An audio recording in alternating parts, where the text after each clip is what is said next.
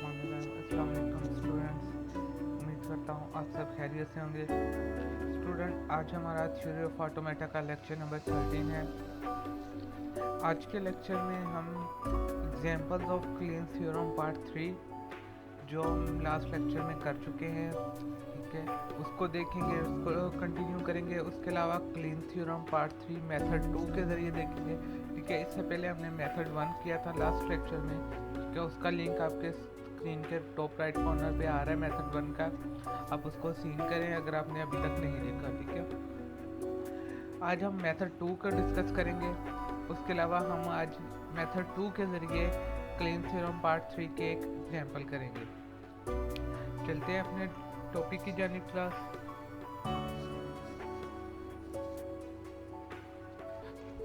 जी तो क्लास, आज lecture number 13 में हम सबसे पहले एक नोट देखते हैं।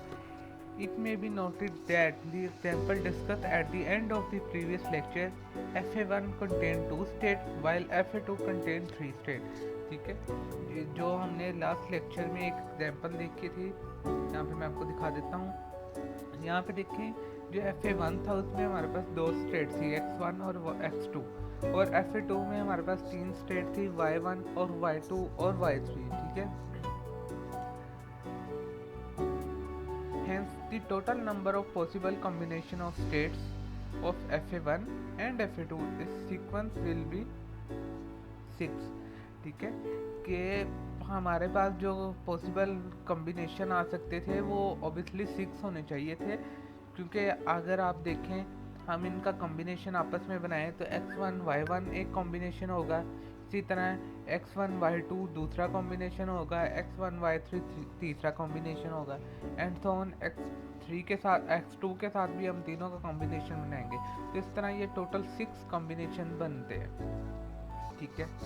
इस तरह ये टोटल 6 कॉम्बिनेशन बनते हैं हमारे, क्योंकि हम आपस में मल्टीप्लाई करते हैं इनको जब हमने कॉम्बिनेशन बनाने हो। लेकिन क्या हुआ है कि for each combination the transaction for both A and B can be determined, but using the method in the example, number of state of FA3 was reduced to 5, ठीक है।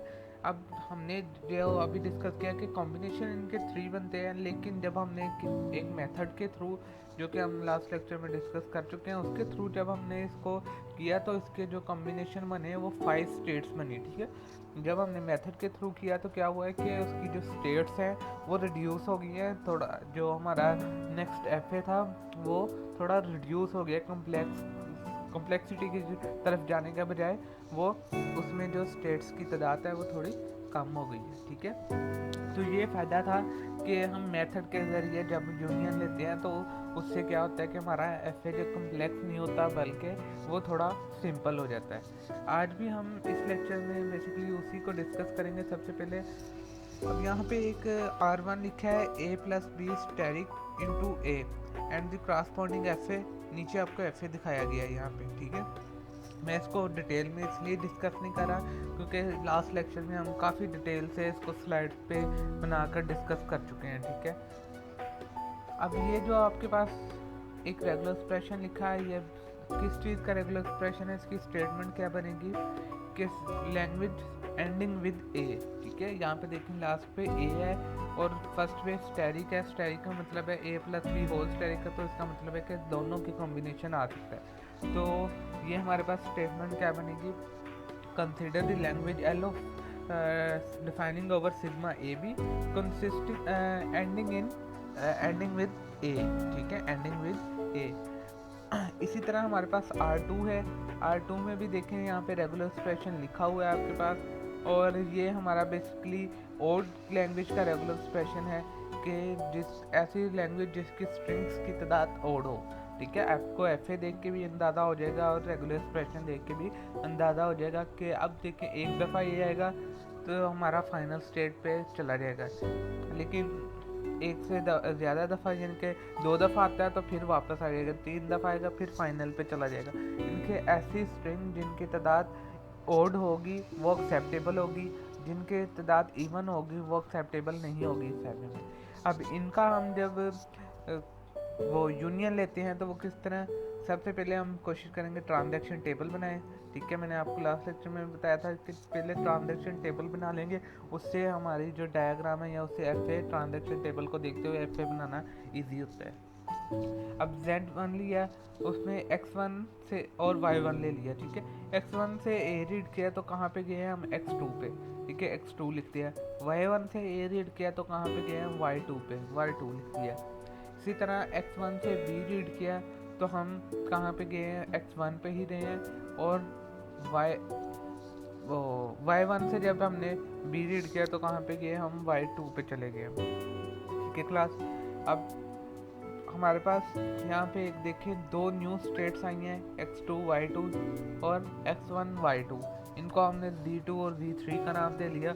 अब हम इनको बारी बारी एक्सप्लेन करेंगे और देन हमारे पास यहाँ पे देखें एक न्यू स्टेट आ जाएगी Z4 के नाम से, उसको भी एक्सप्लेन करेंगे। और यहाँ पे देखें हमारे पास अब लास्ट पे कोई ऐसी न्यू स्टेट नहीं है जिसकी ट्रांजैक्शन को ना परफॉर्म किया हो। तो अब हमारे पास एक ट्रांजैक्शन टेबल बन चुका है जिसमें 4 स्टेट्स हैं। ठीक है, अब क्लास इसमें एक यहाँ पे नोट करने वाली बात ये भी है कि ज़रूरी नहीं है कि आपके हर एफए में या हर जो यूनियन है उसमें स्टेट रिड्यूस हों। यहाँ पे देखें, यहाँ पे 4 स्टेट्स हैं। ठीक है, टोटल 4 बनती है तो 4 स्टेट्स यहाँ पे आई हैं। ठीक है, कोई स्टेट रिड्यूस नहीं हुई। हमने प्रीवियस में देखा था 5 स्टेट थी, 5 ही आई थी। ठीक है, तो ज़रूरी नहीं है कि हर यूनियन में स्टेट रिड्यूस हों, लेकिन मोस्टली जो है स्टेट्स जो है वो रिड्यूस हो जाती हैं। अब हम इसका एफ बना लेंगे। Z1 से A रीड करके Z2 पे जाएंगे और B रीड करके Z3 पे। ये देखें, Z1 से A रीड करके Z2 पे गए, B रीड करके Z3 पे आए। इसी तरह सोन ये हम इस पूरे ट्रांजैक्शन टेबल को हम अपने एफ में ड्रा कर लेंगे और हमारे पास जो एफ आएगा वो कुछ इस फॉर्म में आएगा। ठीक है, अच्छा क्लास, आप ये एफ देख सकते हैं कि ये हम एफ ऑलरेडी भी एक दफ़ा डिस्कस कर चुके हैं, जो कि हमने देखा था कि इवन लैंग्वेज के लिए जो एफ बनाया था वो आलमोस्ट इसी एफ जैसा था। ठीक है, अगर वो आपने लेक्चर नहीं देखा तो उसका लिंक भी आपके स्क्रीन पे आ रहा है, उसको भी देखें। ठीक है, तो ये आलमोस्ट उसके जैसा एक एफ बनाया है जो कि हमने इवन लैंग्वेज के लिए बनाया था। नेक्स्ट एग्जांपल देखते हैं। अब नेक्स्ट एग्जांपल में हमारे पास रेगुलर एक्सप्रेशन है a plus B into A plus B whole square and the corresponding F A will be. यहाँ पे आपको क्रॉसपॉन्डिंग एफ ए नज़र आ रहा है। प्लस यहाँ पे आप देख सकते हैं रेगुलर एक्सप्रेशन को देख के आपको आइडिया हो गया होगा कि ये लैंग्वेज जो है ये इवन लैंग्वेज की है। ठीक है, जिसमें स्ट्रिंग की तादाद बल्कि इवन लैंग्वेज की नहीं बल्कि ये ऐसी लैंग्वेज की है जिसमें स्ट्रिंग्स की तादाद इवन होगी। इससे पहले हमने जो देखा था वो इसमें स्ट्रिंग की तादाद ओड थी, इसमें स्ट्रिंग की तादाद इवन है। ठीक है, और नेक्स्ट एक और एफ है जिसमें हमारे पास ओड लेंथ का एफ है। ठीक है, ये हम डिस्कस कर चुके हैं। ठीक है, अब देखें क्लास इवन और ओड। इससे क्लास आप लोगों को एक और चीज़ नोट करने में मिलेगी कि हमने जो FA1 में जो स्टेट फाइनल स्टेट है FA2 में वो नॉन फाइनल स्टेट है। इसी तरह FA2 में जो फाइनल स्टेट है वो FA1 में नॉन फाइनल स्टेट है। क्लास यहाँ पे जो बात नोट करने वाली वो ये है कि FA1 FA2 का कॉम्प्लीमेंट है, इसी तरह FA2 FA1 का कॉम्प्लीमेंट है।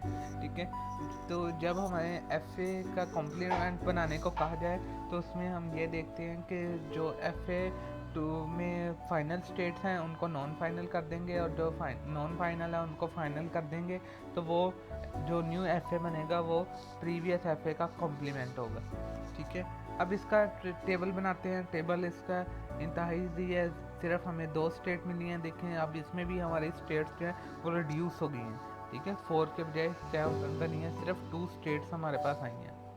और स्टेट्स ट्रांजैक्शन टेबल बनाने के बाद जो हमारा FA बना है वो कुछ इस फॉर्म में बना है। इसमें अब ये देखें क्लास, ये एक ऐसा एफ है जो हर तरह की लैंग्वेज को एक्सेप्ट कर सकता है। ठीक है, क्योंकि अब ऑब्वियसली हमने 2 एफ लिए थे, एक ओड वाला और एक इवन वाला।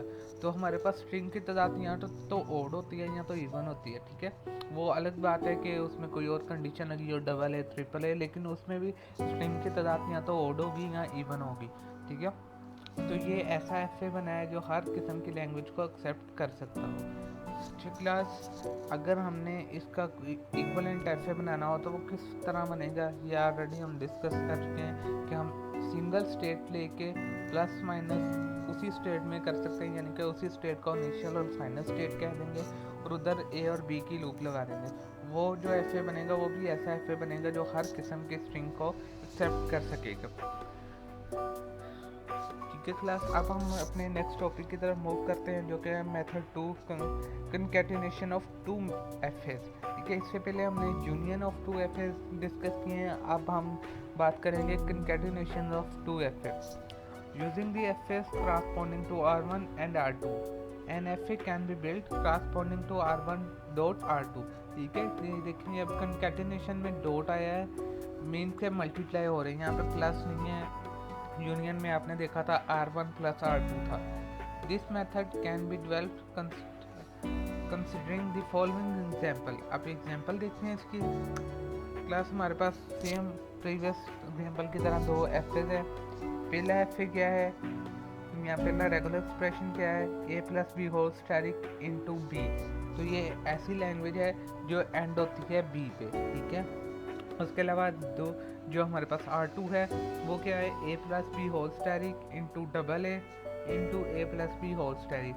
तो ये कौन सी लैंग्वेज बनेगी, ऐसी लैंग्वेज बनेगी जिसमें कंसिस्टिंग डबल ए है। ठीक है, यानी कि डबल ए आई लैंग्वेज में आगे या पीछे उसके कोई भी कॉम्बिनेशन हो सकता है, लेकिन दरमियान में फर्स्ट शुरू में या स्ट्रिंग के किसी भी पोजीशन में डबल ए का आना ज़रूरी है। ठीक है, अच्छा क्लास, इसको सॉल्व करने से पहले यहाँ पे पैराग्राफ लिखा है और काफ़ी इंपॉर्टेंट है, इसको पढ़ लेते हैं। ये बेसिकली पैराग्राफ पढ़ने से आपको आइडिया हो जाएगा कि यूनियन में और जो कंकैटिनेशन में क्या डिफरेंस है। ठीक है, स्लाइटली डिफरेंट है, लेकिन काफ़ी स्टूडेंट इसमें प्रॉब्लम कर जाते हैं कि दोनों को मिक्सअप कर जाते हैं। ठीक है, तो आप लोगों ने मिक्सअप नहीं करना है। इस पैराग्राफ को पढ़ते हैं। Let FA3 be N F A corresponding to R1 and R2। ठीक है, FA3 जो बनेगा वो ऑब्वियसली हमारा R1 डॉट R2, यानी कि R1 और R2 के मल्टीप्लिकेशन से जो हमारे पास स्टेटमेंट्स आएंगे उससे बनेगा। Then the initial state of FA3 must be corresponding to initial state of FA1 and the final state of FA3 must be corresponding to final state of FA2। ठीक है, ये सबसे इम्पोर्टेंट पॉइंट है कि जो हमारा FA3 होगा, इससे पहले जो यूनियन में हमने देखा था कि हम दोनों की इनिशियल स्टेट लेते थे। ठीक है, FA1 की भी और FA2 की भी जो इनिशियल स्टेट लेते थे वो FA3 की इनिशियल स्टेट कहलाती थी, लेकिन यहाँ पे ऐसा नहीं है। कंकैटिनेशन में FA1 की इनिशियल स्टेट हम FA3 में लेंगे और जब हमारे पास FA1 की फाइनल स्टेट आ जाएगी उसके साथ हम FA2 की इनिशियल स्टेट को स्टार्ट करेंगे। ठीक है, ये इसी तरह जैसे आप सपोज कर लें कि एक कोई लाइन है, क्यू है या ट्रेन का डिब्बा है। जब वो ट्रेन का डिब्बा स्टार्ट होता है वहाँ पे सिंगल डिब्बा लगा होता है, लेकिन जैसे ही एंड होता है उसके पीछे ही सेकंड जो डिब्बा है वो लगा होता है। ठीक है, या क्यू होती है तो एक सपोज करें एक पोर्शन है, उसके पीछे सेकंड पोर्शन होता है, उसके पीछे थर्ड पोर्शन होता है। ठीक है, तो ये इसकी एग्जांपल है। हमने इससे पहले यूनियन में क्या कर चुके हैं कि हमने दोनों की इनिशियल स्टेट इकट्ठी ले ली थी, लेकिन ये कंकैटिनेशन में ऐसा नहीं करना। कंकैटिनेशन में हमने FA1 की इनिशियल स्टेट लेनी है और देन FA2 की इनिशियल स्टेट तब लेनी है जब FA1 की फाइनल स्टेट हमारे पास आ जाए। ठीक है, सेकंड पैराग्राफ पढ़ते हैं। ये आप लोगों को पैराग्राफ मैंने समझा दिया, इसका मतलब सिंपल यही था। ठीक है, और इस चीज़ को याद रखना इंतहाई इम्पोर्टेंट पॉइंट है कंकैटिनेशन के हवाले से। Since in general FA3 will be different from both FA1 and FA2, so the label of the states of FA3 may be supposed to be Z1। यानी ये स्किप करते हैं, ये वही चीज़ लिखी है कि ऑब्वियसली हम वो पीछे देख चुके हैं कि FA1 और FA2 से डिफरेंट हो गया FA3। ठीक है, क्योंकि वो कॉम्बिनेशन के साथ बनेगा, तो इसको हम जो हमने FA1 या FA2 के स्टेट्स को लेबल दिया है ऑब्वियसली वो नहीं दे सकते। तो फिर हम ऐसी सूरत में क्या करेंगे कि हम FA3 को न्यू जो FA3 के स्टेट्स हैं उनको कोई न्यू लेबल देंगे। ठीक है, अब इसकी एग्जांपल को करते हैं क्लास। यहाँ पे देखें दो FA हमें जो ऊपर दी गए, एक तो एंडिंग विद बी है और एक कंटेनिंग डबल ए है। वर्ड पे मूव करते हैं अपने माइक्रोसॉफ्ट वर्ड पे, जिधर हमने लास्ट टाइम भी टेबल बनाया था, ठीक है, उधर हम देखते हैं इसको किस तरह हमने जनरेट करना है। जी क्लास, हमने अभी जैसे कि मैंने आपको बता चुका हूँ कि जब हम कंकैटिनेशन करते हैं तो हम दोनों स्टेट्स को नहीं लेते, बल्कि FA1 की इनिशियल स्टेट को पहले लेते हैं। तो FA1 की इनिशियल स्टेट हमारे पास x1 है। अब ये इसको हम स्टेट को लेबल दे देंगे Z1 के नाम से, ठीक है। इसको मैं थोड़ा कैपिटल कर देता हूँ Z1 के नाम से। अब इस x1 से जब हमने a रीड किया तो हम कहाँ पे गए हैं, x1 पे ही गए हैं, ठीक है, जो कि हमने पहले कह दिया कि Z1 के इक्वल है। अब x1 से जब हमने b रीड किया तो कहाँ पे गए, हम x2 पे गए, ठीक है, x2 पे गए। अच्छा क्लास, अब यहाँ पे देखें x2 हमारे पास फाइनल स्टेट है। तो हमने बात की थी कि जब हम फाइनल स्टेट पे FA1 की फाइनल स्टेट पे पहुँच जाएंगे तो हम FA2 की इनिशियल स्टेट को भी कंसीडर करेंगे। तो अब यहाँ पे देखें x2 की फाइनल स्टेट है, FA1 की फाइनल स्टेट है, तो अब FA2 को भी कंसीडर करेंगे। इसकी इनिशियल स्टेट से हम b को रीड करेंगे तो हम कहाँ पे जाएंगे, y1 पे ही देंगे, ठीक है। अब क्लास देखें x2 y1 ये हमारे पास एक न्यू स्टेट आई है, इसको हम z2 का नाम दे देते हैं, ठीक है। अब हम z2 को एक्सप्लेन करेंगे। z2 हमारे पास क्या है, x2, y1, ठीक है, जो कि हमारे पास z2 के इक्वल है। अब इसको देखेंगे, हमने x2 से जब a रीड किया तो कहाँ पे गए, हम x1 पे गए हैं, ठीक है। इसको बल्कि ब्रैकेट्स में लिख देता हूँ, x1 पे गए हैं। और y1 से जब हमने a रीड किया तो हम कहाँ पे गए हैं, y2 पे गए हैं, ठीक है। अच्छा क्लास, अब ये भी हमारे पास एक न्यू स्टेट आ गई है, इसको z3 का नाम दे लेते हैं। अब b की ट्रांजैक्शन करते हैं। x2 से जब हमने b रीड किया तो हम कहाँ पे गए हैं, हम x2 पे ही गए हैं, इसको भी ब्रैकेट्स में लिख देता हूँ, x2 पे ही गए हैं हम। और जब हमने x1 से b रीड किया तो हम कहाँ पे गए हैं, y1 से b रीड किया तो हम y1 पे ही गए हैं।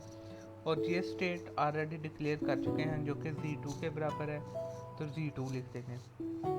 अब हमारे पास यहाँ पे न्यू स्टेट अवेलेबल है, तो इसको एक्सप्लेन करेंगे, जो कि हमारे पास है x1 y2 के नाम से, जिसको हमने न्यू लेबल z3 का दिया था। अब देखें यहाँ पे x1 से जब हमने a रीड किया तो कहाँ पे गए, हम x1 पे रहे हैं। और y2 से जब a रीड किया तो कहाँ पे गए, y3 पे गए हैं। अब देखें क्लास, यहाँ पे हमारे पास FA2 का जो है वो ख़त्म हो गई है, फाइनल स्टेट है। अगर हमारे पास एक और FA होता तो यहाँ पे FA3 की इनिशियल स्टेट स्टार्ट हो जानी थी, लेकिन अब चूँकि दो ही FA हैं तो यहाँ पे इनिशियल स्टेट अगले FA की ऑब्वियसली FA रजिस्टर नहीं कर रहा तो स्टार्ट नहीं होगी। और इसको हम Z4 का नाम देंगे क्योंकि ये न्यू स्टेट है हमारे पास। अब b को रीड करते हैं। x1 से जब हमने b रीड किया तो हम कहाँ पे गए, x2 पे गए हैं। और y2 से जब हमने b रीड किया तो कहाँ पे गए हैं, y1 पे गए हैं, ठीक है। ये देखते हैं ये ऑलरेडी स्टेट हमने डिक्लेयर की है या नहीं, x2 और y1 जो कि z2 के बराबर है, ठीक है, वो ऑलरेडी हम डिक्लेयर कर चुके हैं। अब क्लास हमारे पास यहाँ पे एक z4 के नाम से न्यू स्टेट आ चुकी है, जो कि है हमारे पास x1 y3, ठीक है। इसकी ट्रांजैक्शन करते हैं। x1 से जब हमने क्लास a को रीड किया तो हम x1 पर ही रहे हैं, ठीक है। और y3 से जब a रीड किया तो y3 पर रहे हैं। ये हमारे पास जो ट्रांजैक्शन बनी है ये कौन सी बनी है, यहाँ पे देखें क्लास, ये स्टेट भी ऑलरेडी डिक्लेयर कर चुके हैं जो कि z4 के नाम से है। अब यहाँ पे b को रीड करते हैं।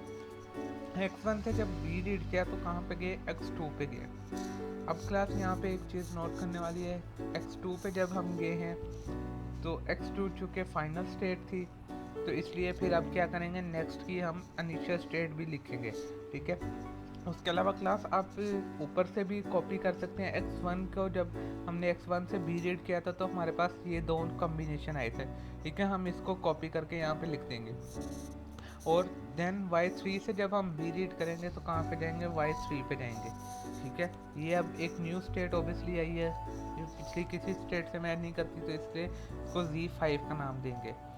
क्लास कंफ्यूज नहीं होना ये 3 क्यों है या यहाँ पे देखें 1 क्यों है, तो ये हम डिस्कस कर चुके हैं, ठीक है। जो डेफिनेशन हमने डिस्कस की थी कि जब FA1 की फाइनल स्टेट आ जाए तो फिर क्या करते हैं कि FA2 की इनिशियल स्टेट साथ लिखते हैं, ठीक है। तो हमने यहाँ पे जस्ट यही किया है कि FA2 की स्टेट्स जो है हमने साथ लिखी है, ठीक है। अच्छा क्लास यहाँ पे देखिए, अब यहाँ पे भी बेसिकली Fx1 है, इसको हमने कॉपी किया है, ठीक है, यहाँ पे लिख दिया। और Y2 के जो हमने B को रीड किया था तो वहाँ पे क्या था, Y1 पे ही जा रहे थे, तो यहाँ पे ये अलाउ नहीं है कि आप दो स्टेट्स को इकट्ठा लिख सकें, यानी कि अब x2 y1 बेसिकली इसका ये बनता था, लेकिन क्योंकि y1 ऑलरेडी था तो इसलिए हमने इसको ख़त्म कर दिया, ठीक है। लेकिन यहाँ पे देखें, अब यहाँ पे क्या ये तीनों अलग अलग स्टेट्स हैं, तो इसलिए हमें 3 स्टेट लिखनी पड़ी। बेसिकली यहाँ पे भी y1 है, लेकिन यहाँ पे अलाउ नहीं है कि हम दो स्टेट्स को इकट्ठा लिख सकें, दो सिमिलर स्टेट्स को इकट्ठा लिख सकें, तो इसलिए अगर y1 आएगा या दो सिमिलर स्टेट 2 दफ़ा आएंगे तो हम उसे एक दफ़ा कंसीडर करेंगे, ठीक है। अब हमारे पास Z5 आ गया है, इसकी ट्रांजैक्शन करते हैं x2, y1, y3, ठीक है, जो कि हमारे पास किसके इक्वल है, Z5 के इक्वल है। अब यहाँ से देखते हैं x2 से जब a रीड किया तो कहाँ पे गए हम, x1 पे गए हैं, ठीक है, y3 से जब y1 से जब हमने a रीड किया तो कहाँ पे गए, y2 पे गए हैं, y3 से जब a रीड किया तो कहाँ पे गए, y3 पे रहे हैं, ठीक है। और ये जो बनी है, ये कौन सी स्टेट बनी है इसको देख लेते हैं। ये कोई स्टेट नहीं, ये न्यू स्टेट बनी है Z6 के नाम से, ठीक है। अब इसकी B की ट्रांजैक्शन करवाते हैं। B की ट्रांजैक्शन में क्लास x2 से जब B रीड किया तो कहाँ पे गए, x2 पे ही रहे हैं, ठीक है। उसके अलावा y1 से B रीड किया तो y1 पे ही रहे हैं, और Z3 से B रीड किया तो Z3 पे रहेंगे, सेम स्टेट है Z5 जिसको हमने कहा था, तो यहाँ पे कोई चेंजिंग नहीं आएगी। लेकिन अब हमारे पास एक और स्टेट आई है Z6 के नाम से, ठीक है।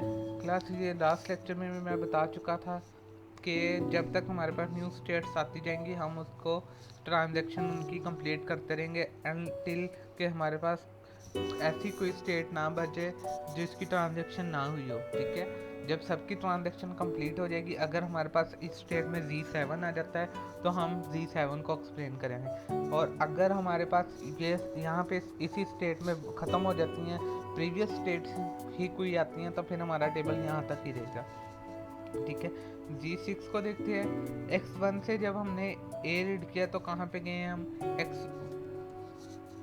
यहाँ पे x1 पे ही रहे हैं, ठीक है। y2 से जब a रीड किया तो कहाँ पे गए हम, y1 पे, और y3 से जब a रीड किया तो कहाँ पे गए हम, यहाँ पे।